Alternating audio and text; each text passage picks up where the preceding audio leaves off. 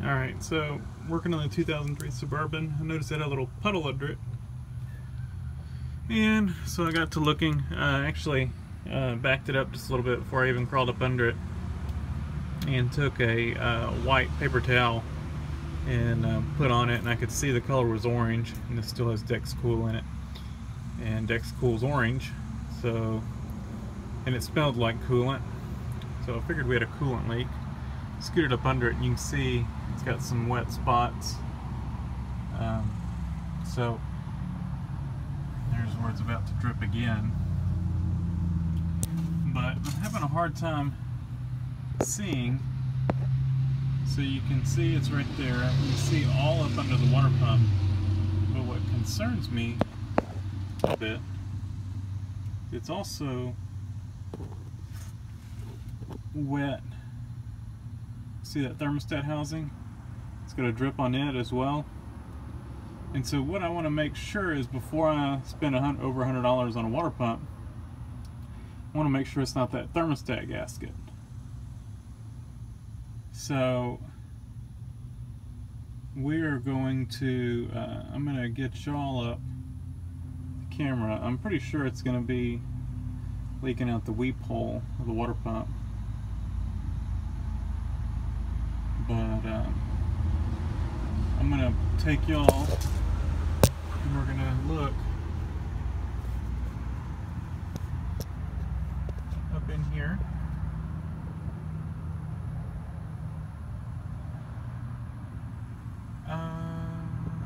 Let's see.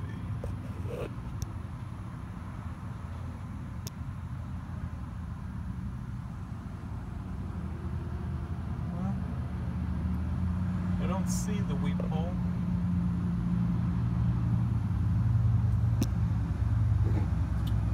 It's possible it's leaking out the back of the water pump somehow, or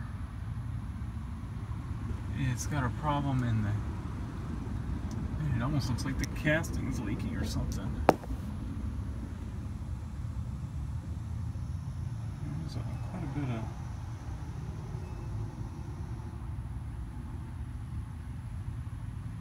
coolant right there, and there's not much over here. We might need to check that upper radiator hose.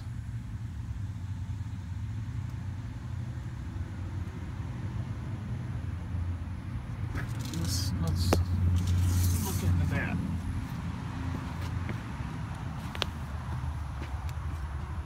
Make sure it's not leaking down.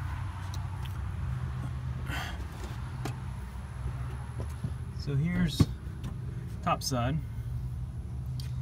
Top side's looking good. It's also possible it's leaking the gaskets in the block. I had a 2000 GMC with 6.0, and the water pump gaskets actually went bad on it. So I think our best bet is probably going to be to pull the water pump off. I'm pretty sure it's going to be leaking, but I can get the water pump locally, and I need to fix it this weekend anyway, so I don't have to buy it local. So I think I'll pull it off before I actually buy it.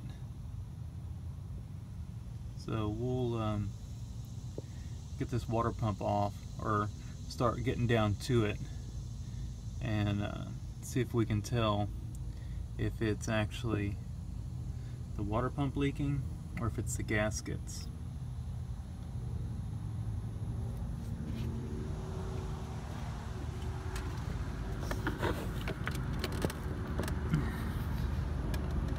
I don't feel any slop in the bearings. Well, we're gonna tear into it and we'll see. Alright, so continuing on with the water pump, or getting down to it, I've taken the little cover off and the intake tube. So now we can get a little better look down in there. So what we're going to do now is go ahead and undo this lower radiator hose. I've got a pan underneath, need to get it a little closer, and we'll let the coolant out.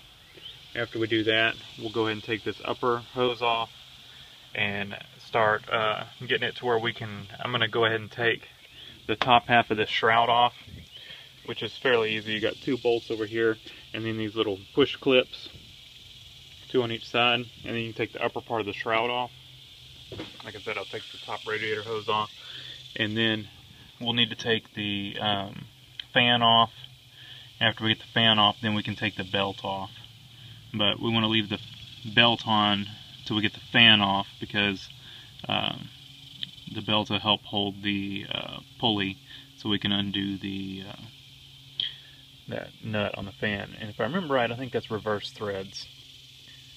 So let's go ahead and drain the coolant, and we'll go from there.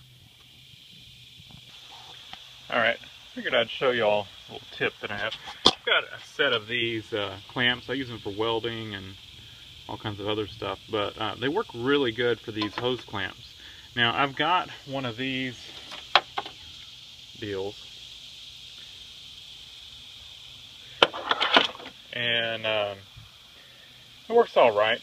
These clamps are a little stiff for it.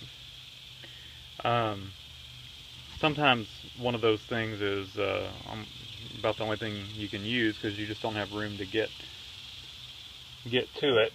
But in these spots where you can get to it, I find that these work better. You see, I've got it clamped on here, and you know, they just stay tight, and you know, you've got you can adjust it to the right, just to the right spot, and they just work really well, and they're easier. Then sometimes you can use these just to rotate the clamp around, to clamp it and rotate it where you can get those on it. These just, to me, are a little more difficult. Like I said, once you got this thing clamped on there, you can kind of use it to pull the clamp off, whereas that thing, you almost have to get in there with something else.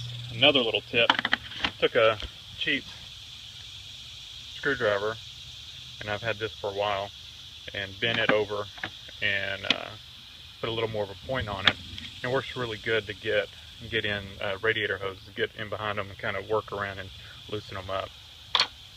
So we got that bottom hose off. We're working on getting the top one off. We're gonna have to undo these 2 heater hoses, get them off, and then we can kind of figure out what our next step will be.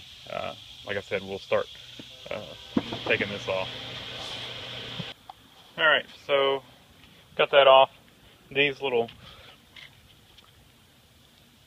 clip things that are on there, you can either get a screwdriver up under the head of them and push them up, or needle nose pliers work good.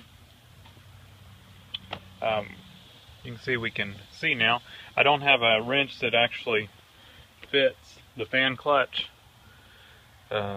It's somewhere between 1.5 inches and 1.25 inches, and I don't have a size in between, so I've got an adjustable wrench on there that fits good and tight, but I'm trying to knock it off with the hammer, just the shock to break it loose, and it's not working. It's turning too easily. So we're going to go to plan B, which will be to go ahead and take the belt off.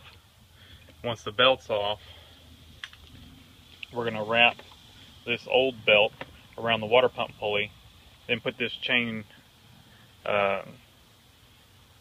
wrench on it, and we'll use that to stop it, and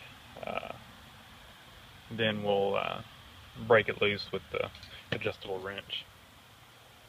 So let me get the belt off. This one is pretty easy. You got the tensioner right here. Just put